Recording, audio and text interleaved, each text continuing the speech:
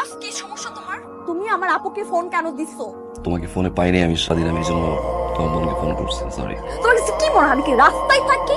আমার অফিস শেষ হলে কি আমি পার্টি করি, ছেলেদের সাথে ঘুরতে বের হই? তুমি একের পর এক কাহিনী করে যেতেছো। আজকে আপুকে ফোন দিছো, কালকে পাপাকে ফোন দিবা, তারপর পাপাকে ফোন দিবা। তুমি শুরুটা করছো কি? তুমি কি সাইকো? তুমি কি ম্যাড হয়ে গেছো? তুমি কি পাগল হয়ে গেছো? তোমার কি সেন্স কাজ করে না? Listen to me Shehnaz, don't shout.